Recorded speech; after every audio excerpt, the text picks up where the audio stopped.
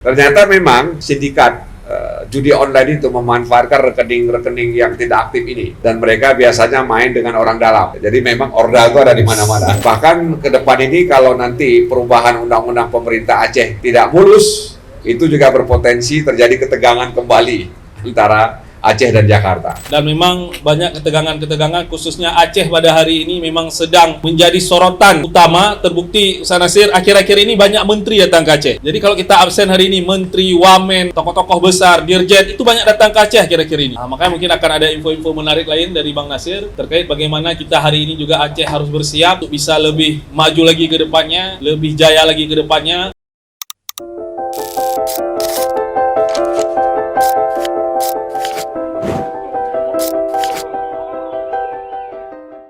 Alhamdulillah ni'matil iman wal Islam, asyhadu an la ilaha illallah wahdahu la syarikalah, asyhadu anna Muhammadan abduhu wa rasuluh. Alhamdulillah ni'matil iman wal Islam, asyhadu an la ilaha illallah wahdahu la syarikalah, asyhadu anna Muhammadan abduhu wa rasuluh. Nabiyya ba'dah. Allahumma shalli ala sayyidina Muhammad wa ala alihi wa sahbihi wa man tabi'ahum bi ihsan ila yaumil qiyamah. Alhamdulillah pada subuh yang berbahagia ini kita bertemu sebagaimana biasa di kegiatan ngopi, ngobrol, opini terkini Gerakan Pemuda Subuh, dan salawat salam kepada Nabi kita Nabi Muhammad SAW, dan kami salam penghormatan kepada Bapak Dr. Muhammad Nasir Jamil di kesempatan ini sudah berhadir bersama kita, dan juga Pak Tuanku Muhammad, beliau selaku anggota DPR Kota Banda Aceh, dan juga semua kita yang sudah berada di sini. Ada beberapa tuku-tuku dan guru-guru kami yang selalu bersamai Gerakan Anak Muda, dan terima kasih kepada owner SMIA Premium Bang Hendra yang mudah-mudahan dengan ikhtiar beliau memfasilitasi kita pemuda SMIA terus mendapatkan keberkahannya. Alhamdulillah di kesempatan ini ada suasana yang berbeda, di mana kalau biasanya kadang ngopi nggak pakai mic,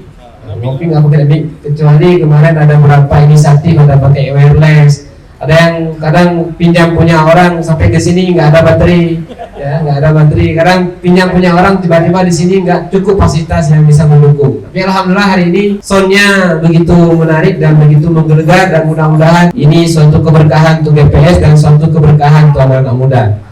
Amin, amin ya rabbal alamin. Baik, kita hari ini biasanya di setiap Sabtu itu ada tema. Ini temanya tidak disebutkan secara spesifik, tapi kita minta kepada Bang Nasir, ya, karena beliau juga sudah lama sekali berkecimpung dunia politik di DPRA, di DPR RI, dan tentunya semua hal yang nanti akan otomatis bisa keluar. Ya. Dan di kesempatan ini ada beberapa hal yang mungkin kita harapkan kita punya pandangan dan pikiran yang bisa sama-sama kita berikan kepada semua kita, terutama pihak-pihak tertentu yang berkaitan tentang Aceh, tentang anak muda, tentang mungkin ya saat ini berhubungan dengan otsus atau perubahan undang-undang PA atau sebagainya. Dan tentunya hari ini sangat kompeten oleh Bang Nasir, dan di kesempatan ini kita persilakan kepada Bang Nasir dengan segala hormat, Pak. Alhamdulillah ladzi alafna baina qulubina fa asbahna bi ni'mati ikhwana. Asyhadu an la ilaha illallah wa asyhadu anna Muhammadar Rasulullah. Allahumma shalli wa sallim wa barik ala sayyidina Muhammad wa ala alihi wa ashabihi ajmain. Alhamdulillah pada pagi hari ini kita masih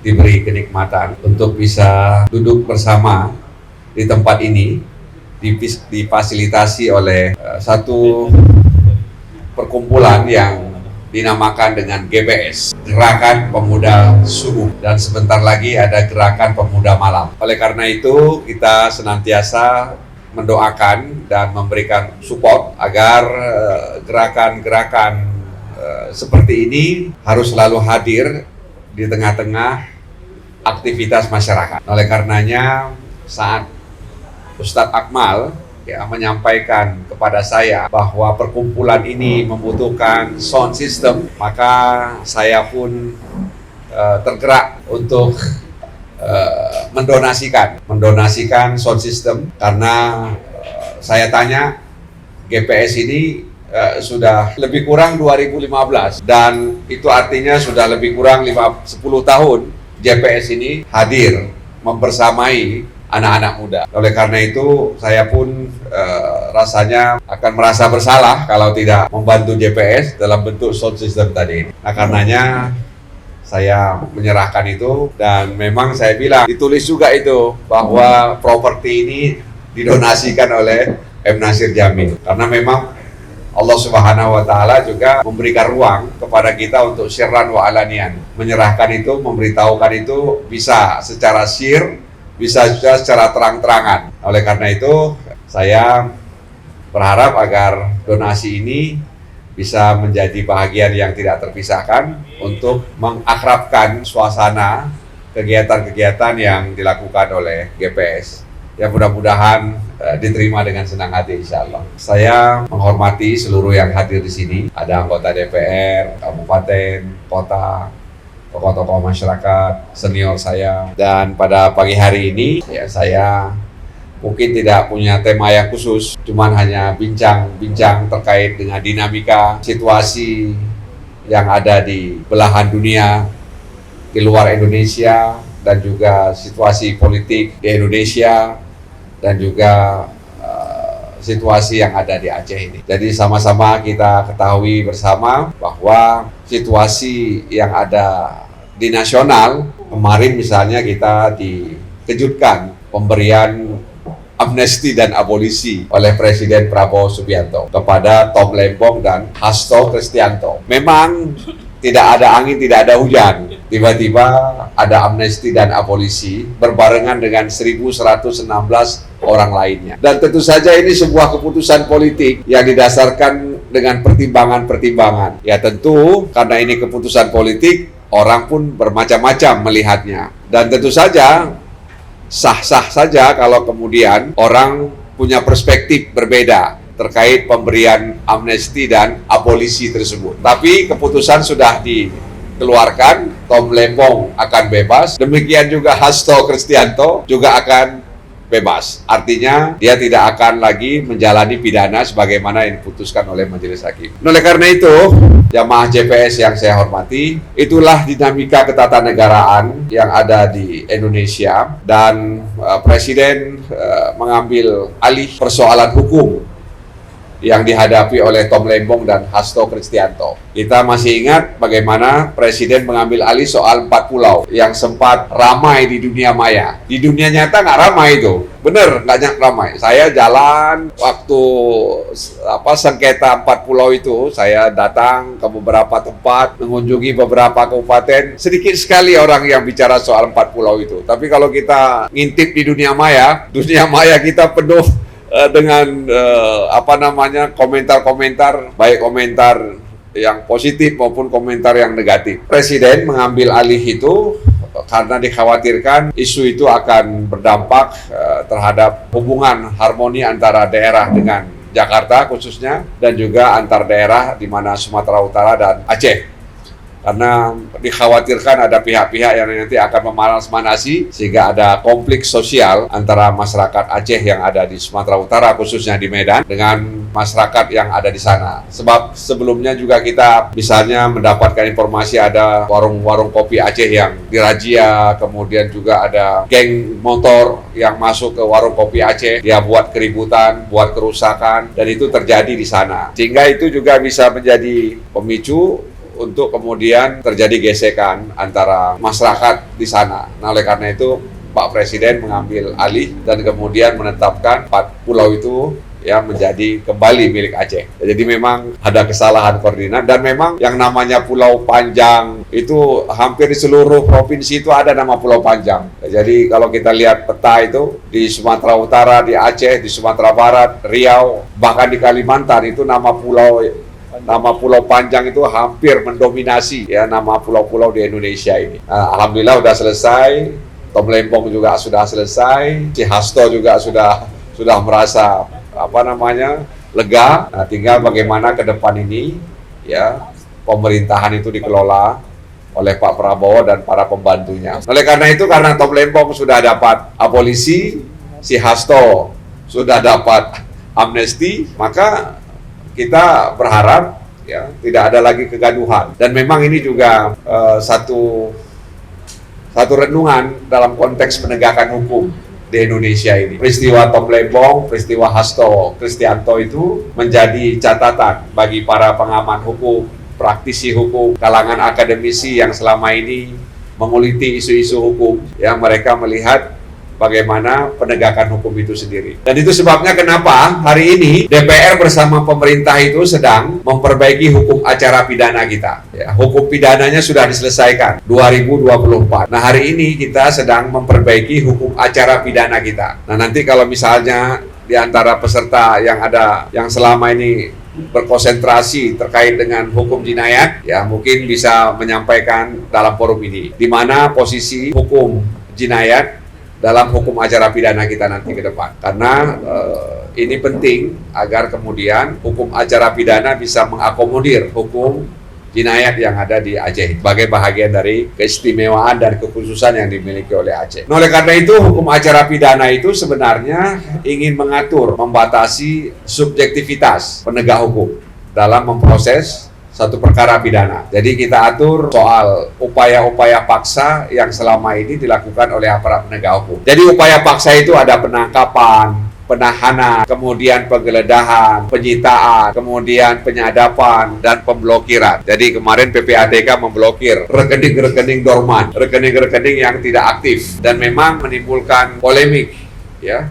Apalagi ketika si Hotman Paris Hutapea sudah berkomentar, ya kemudian ini menimbulkan semacam kecemasan para pemilik rekening. Apakah rekening saya juga akan diblokir dan bagaimana nasib uang yang ada di rekening tersebut? Ternyata memang judi online itu memanfaatkan rekening-rekening yang tidak aktif ini, dan mereka biasanya main dengan orang dalam. Jadi memang orda itu ada di mana-mana. Mereka bermain dengan orang dalam, ya, untuk mengaktifasi rekening-rekening yang tidak aktif ini yang digunakan untuk judi online tersebut. Cuman sayangnya memang PPATK tidak menjelaskan secara baik sehingga menimbulkan keriuhan di tengah masyarakat. Saya juga banyak pertanyaan yang disampaikan oleh masyarakat, akhirnya saya harus bertanya kepada PPATK. Tapi syukurlah katanya sudah mulai dibuka kembali, tapi tetap dana ini sedang dipantau oleh PPATK. Jadi PPATK itu adalah pusat pelaporan analisis transaksi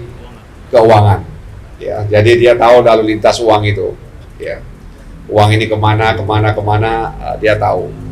Nah, oleh karena itu PPATK itu bergerak merujuk kepada Undang-Undang Nomor 8 Tahun 2010 tentang pencegahan dan pemberantasan tindak pidana pencucian uang. Jamun wadeda mendengar kata cuci, kita pikir cuci baju, ya. Lalu sekarang uang juga sudah bisa dicuci, dibersihkan dari berbagai macam hasil tindak pidana kejahatan. Nah, oleh karena itu kita doakan saja dari Serambi Mekah ini, mudahan Indonesia ini baik-baik saja. Indonesia ini baik-baik sehingga bisa memberikan harapan bagi provinsi, kabupaten, dan kota di seluruh Indonesia. Ya, karena apapun ceritanya, karena kita negara kesatuan Republik Indonesia, maka kebijakan-kebijakan yang ada di pusat itu berdampak terhadap situasi dan kondisi yang ada di daerah. Nah, karena itu kepada jamaah JPS ini kita berharap agar pemerintah Indonesia ini bisa lebih mengakomodir kebutuhan-kebutuhan masyarakat yang ada di daerah, karena ketegangan antara pusat dan daerah itu selalu terjadi akibat kebijakan-kebijakan yang dibuat oleh pemerintah pusat. Nah, oleh karena itu Aceh misalnya dulu pernah mengalami hubungan yang sangat-sangat tegang dengan pemerintah pusat, sehingga kemudian ada keinginan untuk memisahkan diri dari negara kesatuan Republik Indonesia. Saking tegangnya hubungan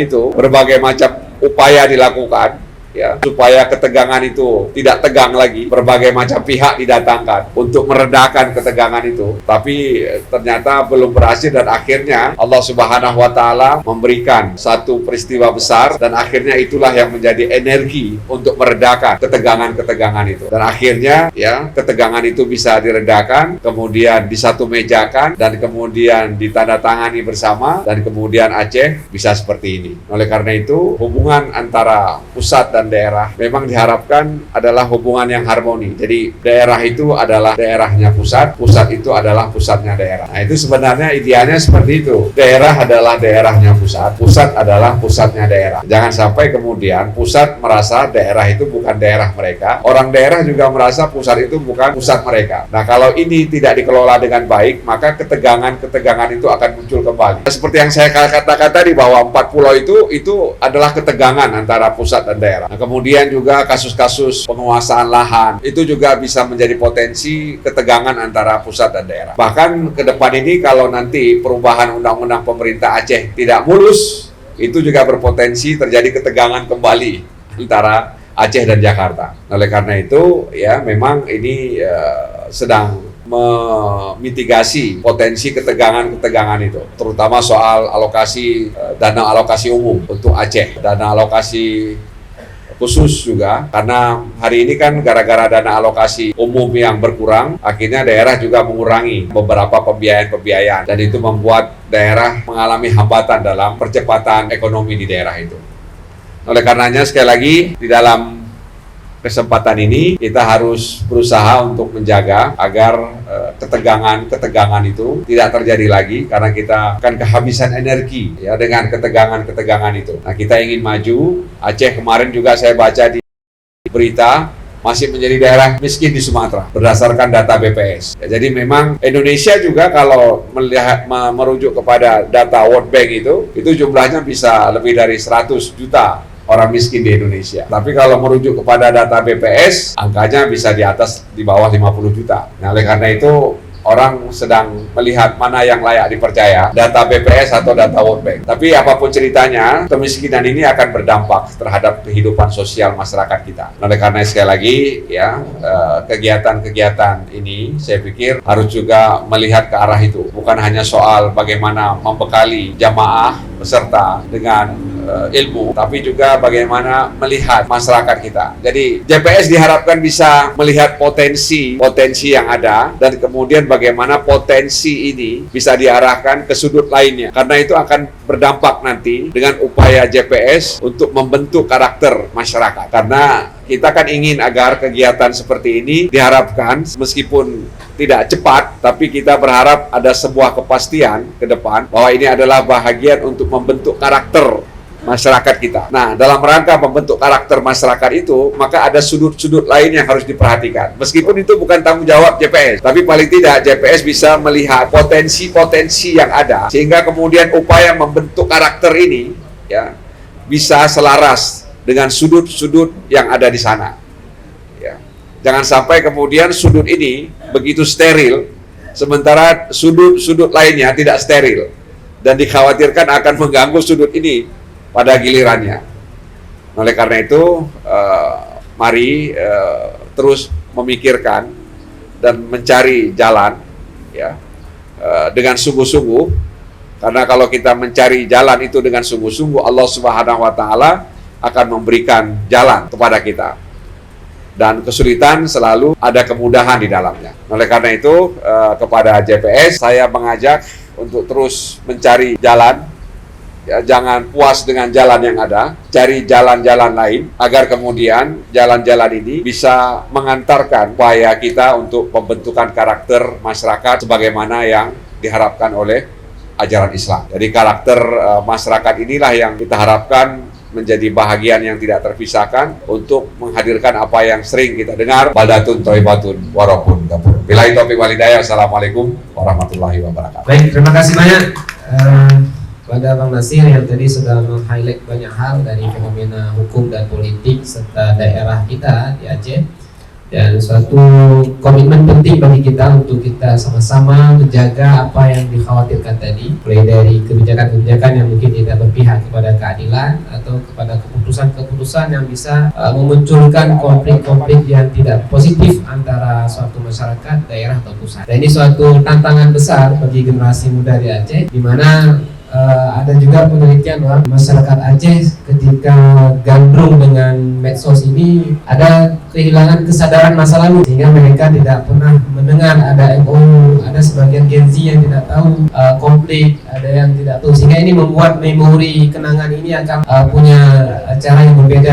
Dan selanjutnya kepada Pak Dewan Gen Z kita juga muka beliau ini agak Gen Z, beliau lebih face, jadi memang luar biasa juga tokoh muda di Kota Banda Aceh. Kita harapkan punya pandangan dan pemikiran-pemikiran. Kepada Pak Tuanku Muhammad, kami Baik, bismillahirrahmanirrahim. Assalamualaikum warahmatullahi wabarakatuh. Segala puji bagi Allah, salawat dan salam kepada besar Muhammad sallallahu alaihi wasallam. Yang saya hormati, saya muliakan senior saya. Sebenarnya bukan senior, tapi ini guru saya sebenarnya. Kenapa saya sampaikan guru? Sebelum saya hari ini menjadi anggota dewan, salah satu tokoh yang saya mintakan saya naik dewan atau tidak itu beliau lah, yaitu Al-Mukarram Dr. Haji Muhammad Nasir Jamil. Terima kasih Ustadz yang telah berhadir di tengah-tengah kita, di tengah kesibukan beliau sangat luar biasa. Beliau selalu menginspirasi kita semua. Dan saya salah satunya. Saya masih menyimpan Ustadz video pertama sekali kita ambil, beliau memberikan dukungan kepada saya ketika di Cafe 3-in-1. Itu berarti tahun 2018 videonya. Karena pileknya 2019. Ya. Jadi alhamdulillah hari ini bisa kalau saya sampaikan duet belum layak sebenarnya antara saya dengan beliau berduet. Meskipun di poster sama-sama tertulis Komisi 3. Tapi itulah, kalau tadi menyebutkan bagaimana pusat melihat daerah, bagaimana daerah melihat pusat, maka jangan dibandingkan Komisi 3 DPR RI dengan Komisi 3 DPRK Banda Aceh. Jauh sedikit tapi dekat di hati.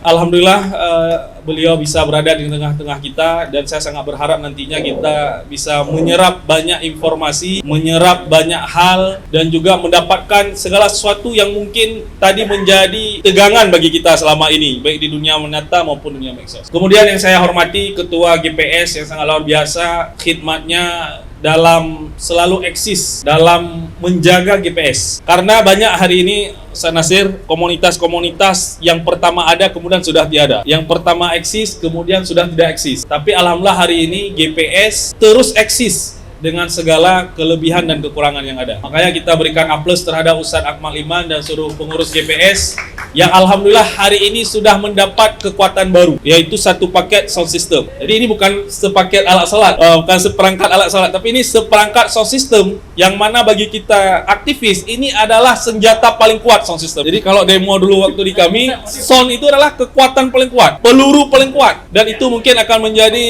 istilahnya nuklir para aktivis inilah sound system. Dan alhamdulillah hari ini kita disumbang langsung oleh Ustaz Nasir Jamil karena beliau ngerti apa yang menjadi senjata bagi aktivis dan bagi kita komunitas GPS. Terima kasih Ustaz. Semoga ini menjadi penyemangat yang suara-suaranya tidak hanya sampai di sekitaran Smea Kopi ini saja ke depannya, tetapi dengan sound ini akan banyak kegiatan-kegiatan yang akan membersamai kita semuanya untuk bagaimana semangat spirit anak-anak muda khususnya yang ada di Aceh ini bisa tersebar dan bisa menjadi faktor untuk menjadi keputusan nasional ke depannya. Karena banyak kita lihat senior-senior ataupun orang-orang yang lebih hebat daripada kita dulunya, banyak ide-ide untuk nasional ini datangnya dari Aceh. Bahkan kemerdekaan Indonesia saja itu datangnya adalah dari ide-ide anak muda. Bahkan ada menyebutkan sekiranya Soekarno tidak diculik oleh anak muda, mungkin kita belum merdeka hingga hari ini. Makanya hari ini GPS sebagai gerakan pemuda subuh mungkin ke depan tidak harus menculik lagi, tidak harus ada yang diculik lagi gitu.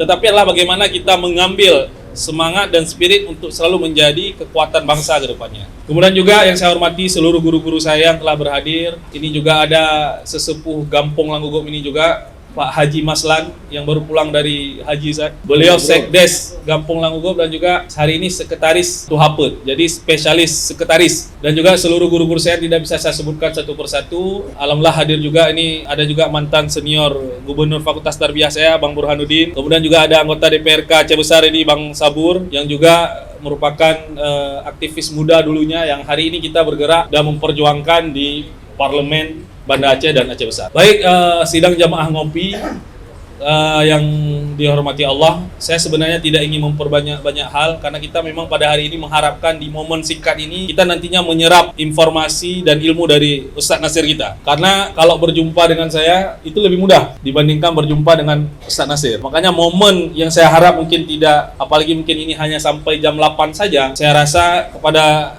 Abang dan moderator, mungkin saya hanya sampai di sini saja karena saya sendiri ingin menyerap informasi banyak dengan sesepuh kita ini. Makanya nanti perbanyak diskusi saja karena memang benar yang beliau sampaikan, kita harus menyelesaikan ketegangan-ketegangan yang ada di tengah-tengah masyarakat. Dan memang banyak ketegangan-ketegangan, khususnya Aceh pada hari ini memang sedang menjadi sorotan utama. Terbukti Ustaz Nasir, akhir-akhir ini banyak menteri datang ke Aceh. Jadi kalau kita absen hari ini, menteri, wamen, tokoh-tokoh besar, dirjen, itu banyak datang ke Aceh akhir-akhir ini. Makanya mungkin akan ada info-info menarik lain dari Bang Nasir terkait bagaimana kita hari ini juga Aceh harus bersiap untuk bisa lebih maju lagi ke depannya, lebih jaya lagi ke depannya. Yang hari ini beliau tadi menyinggung sebagai provinsi termiskin di Sumatera, bagaimana ke depan kita bisa membalikkan kita menjadi provinsi terkaya di Sumatera dengan segala kelebihan yang ada. Mungkin hanya ini saja dari saya, karena mengingat waktu dan kesempatan waktu. Untuk selanjutnya saya kembalikan kepada moderator. Terima kasih. Assalamualaikum warahmatullahi wabarakatuh. Assalamualaikum warahmatullahi wabarakatuh. Terima kasih kepada Pak Tumat. Kita sekarang pada tema berikutnya untuk diskusi. Sebelumnya mungkin sedikit ada pandangan dari saya, Pak Nasir. Kalau saya punya kesimpulan, hampir 20 tahun Aceh menjadi bagian dari NKRI setelah berhasilnya UU PA itu diundang-undangkan, kita secara politik berhasil diintegrasikan, tapi secara administratif, secara sistem pemerintahan itu banyak sekali tumpang tindih. Ada yang dieliminir dan sebagainya. Ini suatu catatan penting. Misalnya contoh ketika pemerintah Aceh membuat undang-undang peraturan sebagainya DPRA, itu konsultasi ke Depdagri. Di sana yang coret itu bukan menteri, bukan deputi, tapi staf yang tidak mengerti undang-undang, staf yang tidak tahu bagaimana kekhususan Aceh. Sehingga di sini sudah habis energi, sudah pikiran, sampai di sana yang coret dia pangkat 2D itu, karena dia tidak paham administrasi di Aceh. Mungkin saya punya pandangan kalau bisa satu deputi di setiap kementerian itu harus ada unsur keacehan dan khususan Acehnya, sehingga semua hal yang dibicarakan di sini, di sana nggak ada yang stabilo, nggak ada yang coret dan sebagainya. Karena apa juga gunanya kekhususan, tetapi kita secara administrasi dan sebagainya itu selalu dihambat dalam pelaksanaannya. Itu mungkin pandangan saya pribadi, Bang Nasir. Baik, kepada kita semuanya yang telah hadir, kita persilakan. Sebelumnya terima kasih yang sebesar-besarnya kepada moderator dan terusus kepada Bapak Dewan kita dari pusat yang sudah memberi hadiah GPS sound system yang luar biasa, ya, yang sudah lama diharapkan oleh GPS, ya. Dan untuk itu intermezzo sedikit kepada Dewan kita yang di sini, mudah-mudahan bisa memberi juga hadiah GPS, minimal seragam lah, ya kan, supaya lebih semangat gitu kan, ya. Kalau yang dari jauh memberi, masa yang dekat nggak memberi gitu kan? Ya, supaya jangan ada ketegangan antara pusat dan daerah. Baik, Jadi langsung ya. ya. Karena sekarang itu zamannya terus terang, Ustaz, ya. Jangan main sindir saja. Baik, saya ada pertanyaan, namun ada dua, tapi yang pertama sudah disinggung oleh Pak Dewan kita tentang pemblokiran rekening. Karena ini sangat luar biasa, membuat kami para orang tua ini agak khawatir karena kita banyak rekening anak-anak sekolah, jangan-jangan itu diblokir juga, jadi masalah nanti. Yang kedua, terkait dengan pajak UMKM yang sedang juga riuh. Bagaimana UMKM itu dipajak 10% untuk setiap penghasilan 15 juta dalam per bulan. Ini sangat miris. UMKM itu kan usaha kecil. Bayangkan jual nasi 10.000, untungnya 2.000. Untuk mendapatkan 15 juta per bulan keuntungan, itu berarti harus ada penjualan omset 15 juta per bulan, harus ada penjualan 500.000 per hari. Berarti harus menjual 50 bungkus nasi setiap hari untuk dapat 500.000. Ujung-ujungnya dipajak 50.000 oleh pemerintah. Padahal pemerintah nggak membantu modal, pemerintah nggak bantu iklan, pemerintah nggak bantu jualan. Untung 2.000 itu nggak banyak. Sudah itu dipajak pula 50% di ujungnya. Nah, ini juga kami ingin tanyakan Pak Anggota Dewan. Ini bagaimana, apakah betul ada isu ini atau bahkan memang sudah jadi undang-undang yang akan mencekik terus rakyat? Kalau tadi politik-politik di pusat dapat abolisi, dapat amnesti, rakyat dapat apa nih sekarang? Kok rasa-rasanya rakyat diperas terus? Ya, mudah-mudahan Pak Dewan kita bisa menyampaikan ini ke pusat dan bisa memberikan pencerahan kepada kami yang cuma mengikuti dari media sosial. Itu saja sedikit Pak Dewan, terima kasih sekali lagi. Wassalamualaikum warahmatullahi wabarakatuh. Assalamualaikum warahmatullahi wabarakatuh. Syukur kepada Allah, selalu kepada Rasulullah, Mbak Purwonya bisa memenuhi undangan biasa aja pemain bola dong.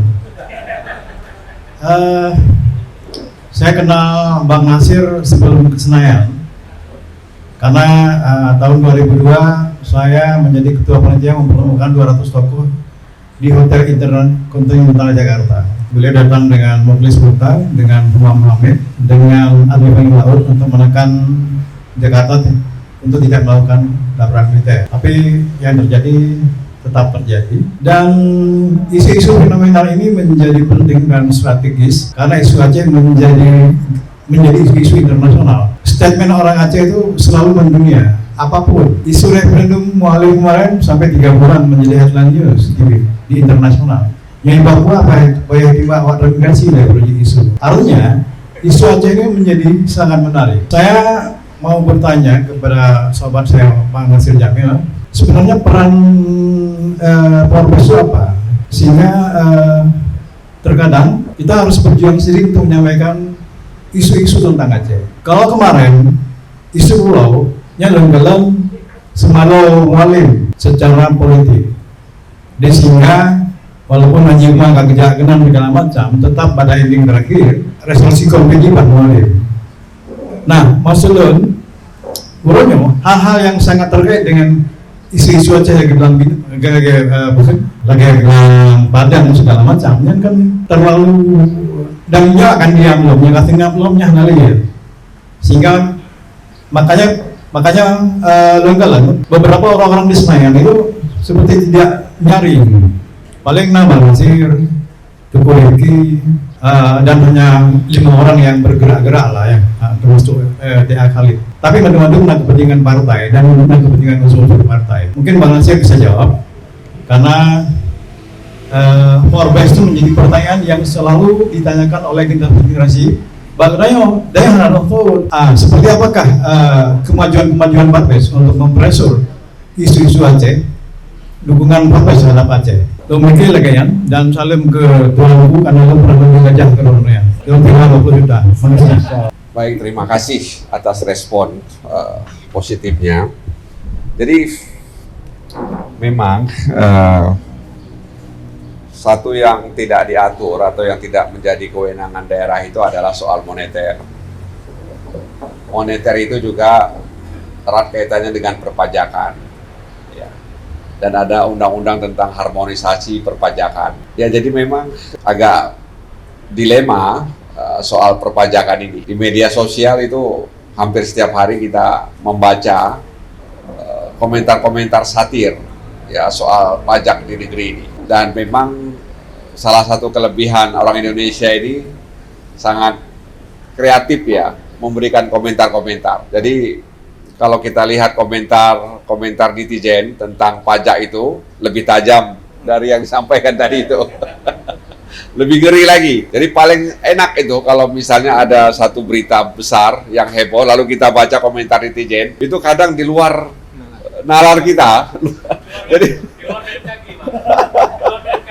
Jadi saya membaca komentar netizen itu memang di luar memang prediksi kita. Jadi memang orang Indonesia ini hebat dalam memberikan komentar-komentar itu. Ya, sehingga jadi kalau mau lihat bagaimana yang sebenarnya, ya lihatlah komentar netizen itu. Jadi hal-hal yang di luar prediksi kita itu muncul. Dan kalimatnya lugas-lugas, kalimatnya nggak lugas-lugas, nggak panjang-panjang. Kalau akademisi kan panjang gitu ya, kadang muter-muter. Itu kalau netizen tuh jawabannya plus-plus apa dep gitu aja. Ya, jadi memang ini soal pajak itu tentu saya bukan orang yang ahli ya untuk bicara soal itu. Tapi ini memang menjadi catatan nanti terkait dengan aturan main yang ada. Jadi bagaimana negara ini intinya tidak membebani warga negara dengan berbagai macam beban, apalagi untuk masyarakat yang menengah ke bawah. Jadi terutama UMKM. UMKM usaha masyarakat. Jadi ada yang bilang usaha kecil melarat lagi ya. Udah kecil melarat lagi dia. Jadi UMKM ya, ada menteri khusus yang mengatur UMKM, tapi memang banyak hal yang belum dilakukan oleh pemerintah. Jadi mirip juga seperti misalnya ketika orang atau pemerintah mengajak meningkatkan literasi misalnya ya. Ini tadi ini pajak, ini literasi. Jadi ketika kita didorong atau disuruh untuk meningkatkan literasi, tapi negara tidak hadir. Misalnya negara tidak memberikan atau tidak pajak terkait dengan penerbitan buku ya. Seharusnya negara itu menghapus pajak-pajak itu terkait dengan penerbitan buku, dihapus, jangan ada pajak itu kalau mau menghadirkan literasi yang baik. Jadi di satu sisi kita disuruh untuk meningkatkan literasi, tapi akses orang untuk mendapatkan literasi itu sangat mewah dalam tanda kutip. Sangat mewah, atau menjadi barang mewah yang tidak semua orang bisa mengakses. Nah, karena itu memang pemerintah seharusnya menghapus pajak-pajak yang terkait dengan buku itu. Kemudian memberikan subsidi terkait dengan distribusi buku-buku di Indonesia ini. Jadi penerbit telah dia mencetak buku, lalu ketika dia mendistribusikan buku-buku itu, terutama ke daerah-daerah kepulauan ya, yang jauh di sana, itu tanpa subsidi mereka menggap-menggap. Kemudian bagaimana kemudian pemerintah negara ini memberikan insentif ya bagi penerbit-penerbit lokal yang ada di daerah ya, sehingga kemudian mereka bisa mencetak buku dengan harga yang dijangkau oleh masyarakat. Jadi ketika harga buku di atas 100.000 misalnya, kesadaran membaca masyarakat masih rendah, maka akhirnya ketika kita datang ke penerbitan lokal, itu banyak buku yang belum didistribusikan. Jadi ini problem negara ini. Jadi kalau kita ingin meningkatkan literasi, ya itu tadi, beri insentif ya kepada penerbit-penerbit lokal, sehingga mereka menerbitkan buku dan harga buku itu bisa dijangkau oleh masyarakat. Beri subsidi untuk distribusi buku-buku itu, sehingga buku itu bisa menjangkau semua tempat. Dan kemudian hapus pajak buku itu kalau kita mau mencerdaskan kehidupan bangsa. Jadi ini juga ada anomali dalam kebijakan-kebijakan di Republik ini. Oleh karena itu soal pajak saya pikir nanti cobalah saya sampaikan dengan pihak-pihak yang berwenang ya terkait dengan beban yang dihadapi oleh masyarakat. Yang kedua soal Porbes, memang Porbes ini paguyuban sebenarnya. Porbes ini paguyuban diisi oleh orang-orang politik yang punya kepentingan yang berbeda-beda. Jadi memang belum dimanfaatkan dengan baik Porbes ini untuk memperjuangkan kepentingan. Jadi forum bersama ini memang hanya ada di Aceh. Jadi anggota DPR, DPD lainnya ini nggak punya forum. Jadi Sumatera nggak punya, Sumatera Barat nggak punya, kemudian Riau, hampir semua provinsi tidak punya forum bersama. Hanya Aceh yang punya forum bersama. Jadi kalau kami sampaikan kepada anggota-anggota DPR, DPD lainnya, mereka ya kagum juga dengan Porbes ini karena kita bisa bersama. Kan sangat sulit mempersatukan orang politik ini. Jadi karena orang politik ini kadang dia bilang iya padahal enggak. Dia bilang tidak iya itu artinya. Oleh karena itu tidak mudah mempersatukan orang politik ini. Makanya Porbes itu paling tidak ingin menyamakan hal-hal yang perlu untuk kita kerjakan untuk Aceh. Begitu Bung Sarjep. Jadi memang perlu pengarah yang kuat ini. Jadi Porbes ini perlu pengarah yang kuat sehingga kemudian dia bisa lebih berdaya guna untuk memperjuangkan aspirasi masyarakat di Aceh, terutama bagaimana hubungan antara Aceh dan Jakarta, bagaimana yang disampaikan oleh moderator tadi itu, bahwa ada hal-hal yang kemudian itu mendegradasi hal-hal atau norma-norma yang ada dalam undang-undang pemerintah Aceh itu sendiri. Kalau saya sih pernah mengusulkan agar Presiden itu memikirkan provinsi-provinsi yang berlabel khusus dan istimewa. Presiden itu kalau ingin tanggung jawab dengan konstitusi, maka dia harus memikirkan lebih terkait dengan provinsi yang berlabel khusus dan istimewa. Karena konstitusi itu kan mengakui satuan pemerintah ya di daerah itu yang bersifat khusus dan istimewa. Itu konstitusi. Ya, pengakuan daripada konstitusi. Nah, bagaimana pengakuan ini diterjemahkan oleh negara dengan memberikan ya sesuatu yang membedakan dia dengan daerah lain. Jadi harus ada satu pos yang memang mengurus daerah khusus ini, meskipun tidak banyak, tapi itu bukti negara bertanggung jawab dengan daerah yang berlabel khusus dan istimewa tadi itu. Jadi ada pos ya yang besar yang kemudian dia bertanggung jawab langsung dan berkomunikasi langsung dengan presiden. Jadi tidak lagi kemudian diatur oleh setingkat direktorat ya di kementerian ya, yang itu juga birokrasinya cukup banyak, tapi harus ada pos besar yang bertanggung jawab dan dia bisa berkomunikasi langsung dengan presiden. Jadi presiden mendapatkan informasi langsung dari orang yang duduk di pos besar ini terkait dengan nasib daerah atau provinsi yang berlabel khusus dan istimewa tadi itu. Kenapa? Karena konstitusi di Republik ini mengakui kekhususan dan keistimewaan. Bagaimana pengakuan itu bisa diterjemahkan dengan baik? Kalau hanya ngaku saja, tapi kemudian realisasinya tidak sebagaimana yang diharapkan, ya tentu ini membuat orang yang merasa diakui itu tidak merasa ada apa-apanya. Jadi demikian Bung Sarjen. Saya kembalikan ke moderator. Terima kasih atas respon baik yang disampaikan oleh peserta. Baik. Terima kasih kepada Bang Nasir yang tadi sudah merespon. Mungkin Pak Tomat ada satu tadi yang di statement terakhir Kenang-kenangan dulu dong. oh kenang-kenangan ya. Apa tadi? Karena waktu pelantikan DPA dikasih gajah ya. Pelantikan. Oh pelantikan. Acara Putaraja Festival. Oh iya baik. Udah salamnya disampaikan Bang Sadri. Baik, alhamdulillah kita sudah tiba pada penghujung waktu tadi karena memang ada kesibukan Bang Nasir, beliau punyakan kesempatan bagi kita sampai jam 8 dan mungkin terima kasih di atas kehadiran kita semua hari ini dan tentunya ini suatu keberkahan di mana harapan-harapan yang tadi sudah kita curahkan juga diharapkan oleh Bang Nasir untuk terus diadvokasi dan mudah-mudahan itu yang menjadi suatu hal yang membahagiakan kita semua nantinya. Oke, terima kasih banyak dan mungkin tidak ada lagi closing statement. Saya selaku moderator untuk diri terima kasih atas kesempatan kita semua. Kita jumpa lagi di edisi berikutnya. Hadanallahu wa a'lam. Subhanakallahumma wa bihamdika asyhadu an la ilaha illa anta astaghfiruka wa atubu ilaik. Assalamualaikum warahmatullahi wabarakatuh.